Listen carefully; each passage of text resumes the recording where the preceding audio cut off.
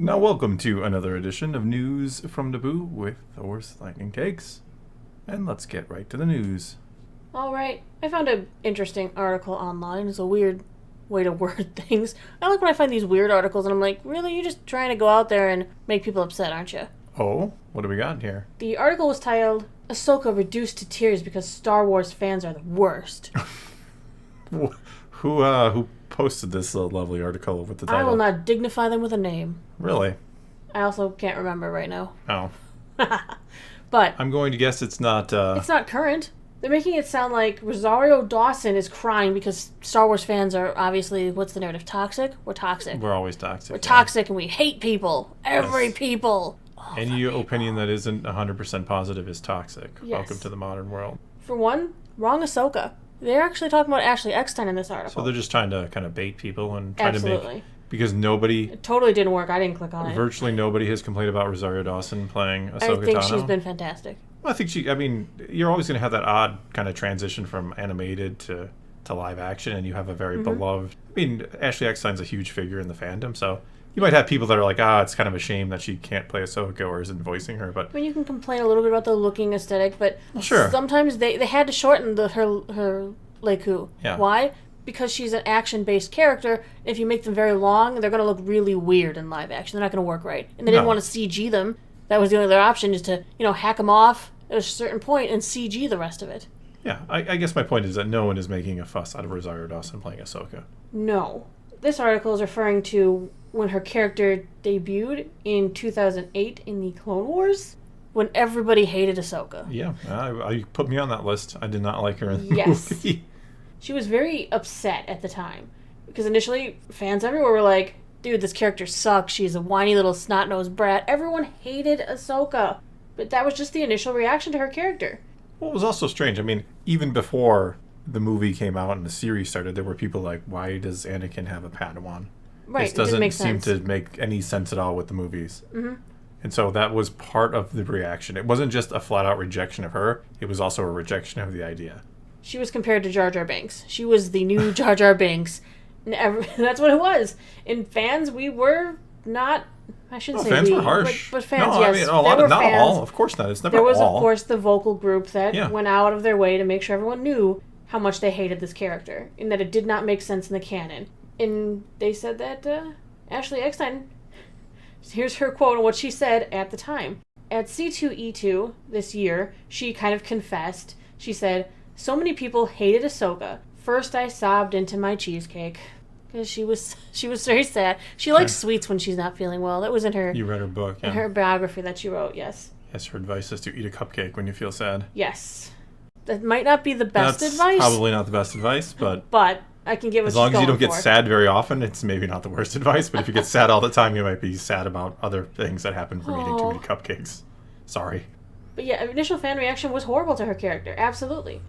She went on to say that she gave herself one day to have a pity party before picking herself up and realizing her character had a long way to go.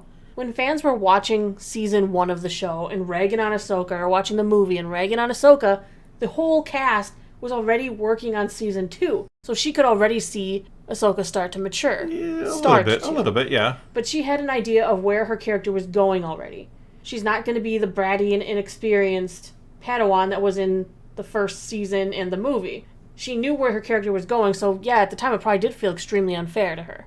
Well, I think the movie is her most annoying. It's like peak annoying Ahsoka. Oh, yeah. So she gets better even in the first season outside of that film. And granted, the film is nothing more than episodes kind of clumped together to make a movie, but it's her introduction and she's having this kind of weird conflict with Anakin and you're like, oh God, what is this? What is this? Yeah. That's really the only thing you can say when you watch it. You're like, this isn't... It's Who just, are yeah, you? It's not, But it's a child growing up. Yeah, and I love the Clone Wars animated series, but the movie is not... It's not like... If you're trying to show somebody a good example of the Clone Wars animated series or a good reason to watch it, you don't show them the movie. That's not like... I hate to say it, but it's not the best anything of Clone Wars. No, that's pretty good to meet the little Huttling. Yeah, Rada the Hutt, yeah. Rada the Hutt, who apparently is popping back up in the... Yeah. In the comics. Why not? Why not? I'm curious what happened to the little fellow, right? Papa Yeah. got blown up in the... We don't talk about what happened to him. He probably got digested slowly afterwards.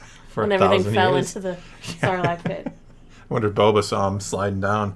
But of course, we know that turned around. Fans totally embraced Ahsoka now. We watched her grow, and that was what was important at the time. When you grow up with something, when you watch something happen over time, you're endeared. We know where she started, where she came from, and where she is now. Well, yeah. Well, in hindsight, now that beginning of being that kind of annoying, kind of bratty girl it kind of works better because now we do have the whole story, and you see a progression of the character. Mm-hmm. It's at the time when that's your first impression, you're like, oh, when you are already kind of going into it like, why does Anakin have a Padawan? How is this going to work? And Ashley has gone on to say that she loves it when fans share their stories with her about how Ahsoka has changed their lives, and it sticks with her. I'd imagine, yeah. I mean, she's one of the most, within the fandom, because granted, outside of it, a lot of people don't know Ahsoka, but within the fandom, she's one of the most beloved characters. That's absolutely. Unquestionably, yeah. And she has promised to keep striving forever to be your real-life Ahsoka Tano. We've talked about it before, how much it has to hurt. She's got to be. She's in there some way. Dave wouldn't do this to her. I don't think he would. I don't know that that's flashback, something. some sort of a voiceover. Somehow they have to include Oh, if there's her. a flashback, you know her voice is going to be used. If not her, because she is smaller in stature, she could play a young version of herself. Yeah. I think I even have a cosplay picture that I'll put up of her cosplaying as younger Ahsoka. That would be cool. Yeah. I think you have to. The rumors that Hayden's in it. Why not have a flashback with her and Hayden in live action? That would be cool. Back during her training days. As long as they put her in the correct outfit. As long as Hayden don't look 40 again. They don't put her in her young outfit because that wouldn't fly anymore.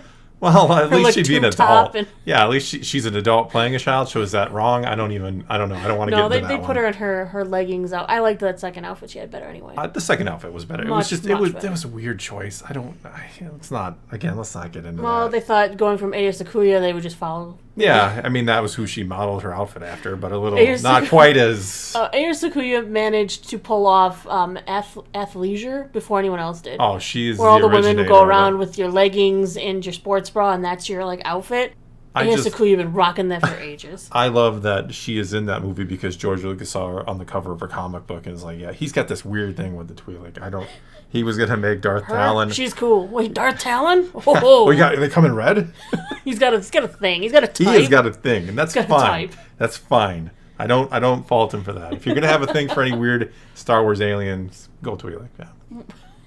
What? Wow, I'm just have saying. You given it a lot of thought? No, I actually haven't. I just came up with that now, but it makes sense. That's just the most obvious choice. There's so many other options. But what? You want it to be exotic, right? You don't want it to be too human, where it's just like, You can have Queenie. No. No, I don't need no Gungan. She's not Gungan. She's like a relative. What about species, those cat-looking people? Oh, the slavers. God, what? They start with a Z. Why can't I think of their name now? Zygerians. Yeah. They're exotic. I think we were using that word. Rhodian. I know. Well, I don't want the. Well, maybe the suction tip fingers would be interesting. That's too far, What? man. No, they could kind of give you a good massage. That's too far. What are you talking about? Why are we still talking about this? Because you're talking like Twi'lek was the only choice, but I think there is a cacophony of other alien ladies in Star Wars that are very intriguing. I didn't say it was the only choice. I said it was the best choice. I said I understand where Lucas is coming from. I don't think it's the best choice. They have weird ears. I don't. Why are we again? You started it. I did not. Let's talk. We haven't even got to the heart of the interview. Not every Twi'lek is a Aya Sakuya. Sometimes you get your Hera Syndulas. What does that mean? What's the wrong with Hera? live action one is nowhere near as attractive as the animated Obi-Wan's one. real life wife, and you're Obi-Wan's real life wife is green. No, I'm talking about a character, not an individual. So I think that in live action she doesn't look as good. She doesn't have the head tails out to the side like the version that was in the animated is, and I like that better. All right, well, you're allowed to have that opinion. And you're not. You and your weird fascination with alien ladies now. I didn't have... Lucas is the one who's literally stealing them and putting them in movies and putting them in skimpy outfits. I mean, it started with Ula in Return of the Jedi. That's where the whole Twi'lek slave thing even comes from. What about the... I like that, one gets put into a movie, so, the whole race is, just known for being, enslaved. Star Wars sometimes is so... Or being good dancers.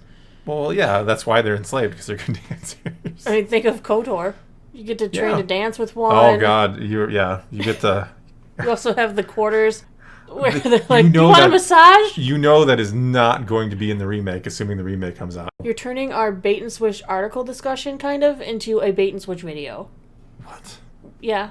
We were talking about that bait and switch title of Ahsoka reduced to tears because Star Wars fans are the worst, and we're talking about, and then now you're talking about what Star Wars women are. I guess we kind of became the worst, didn't we? Or I did. You did. Talking about them as just objects.